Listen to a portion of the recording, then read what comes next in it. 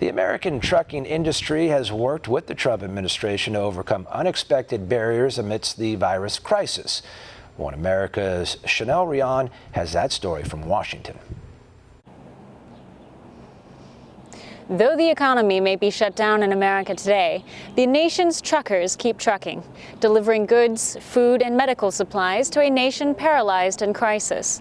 To celebrate their vital roles in this critical time, President Trump held a ceremony this week at the White House honoring American truckers.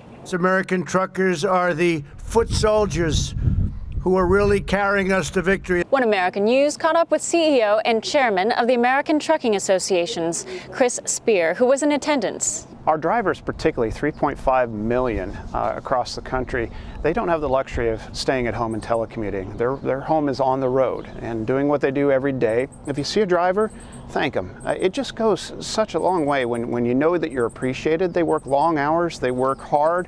All over the country, and they're working with fewer services than we normally have. Fewer places to park and rest, fewer places to use the restroom, get a hot meal, and that's been a challenge. Spear was tapped by the Trump administration to take part in the Great American Recovery Council. Spear says as different states impose different rules and regulations to manage coronavirus, trucking has suffered. We have been working hand in glove with 5 departments represented on the President's task force.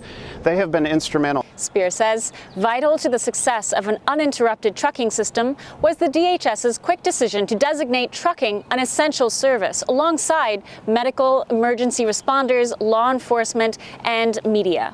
Having that designation at the federal level has been critical, with certain states and mayors that have issued orders, very well intended. They're doing their best to protect the people that they're representing, but they don't often work with our industry. So we have to educate them on why we matter and why getting food and medical emergency supplies to the front lines.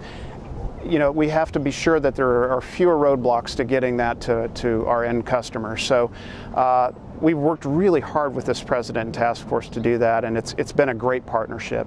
But Spear says trucking's primary federal partner has been the Department of Transportation. Secretary Elaine Chao and her team have just been outstanding in every step of the way. From the very beginning, when the outbreak began, we worked with the department to position our industry so that we were guaranteed to keep lanes open, keep trucks moving, and drivers to have access to high-hit areas like New York City. Such swift federal partnership is no small matter, says Spear. Some of the simplest things can shut down commerce very quickly when you have federal, state, and localities not working together. So we've worked really closely with the Secretary and her team to glue that together to be sure that governors and mayors do take us into account. And I'm pleased to say that all governors and mayors that we have worked with, once they understand that they need to fix what they decided, they made those amendments and got our trucks moving again. So. Spear reiterates the council's top mission is to reopen the country as quickly and safely as possible. And by the looks of it, the country is well on track to do so. Chanel Rion, One American News, the White House. Want to see more videos like this? Click on the link below and subscribe to One American News on YouTube. And call your cable provider and kindly demand that One American News is added to your lineup. Call and subscribe today.